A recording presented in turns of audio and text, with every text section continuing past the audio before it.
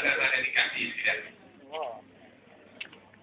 Alhamdulillah, malam ni kita tengok masing-masing. Kadang-kadang sekali tengok, tak kenal lagi dah. Ingatkan cek baru. Rupanya, tak nak dara rupanya. Jangan sikit orang tak masing-masing tunjuk.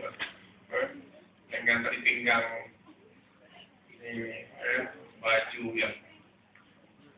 yang menampakkan susuk dia. Ada yang apalah malam kita bagi keluar ni, sebenarnya hilang tension itu tak lagi. 2 hari, 3 hari ni memang berat. Anak-anak sekalian, pertama sekali saya ucapkan terima kasih kepada Cikgu Edi, namanya Ketua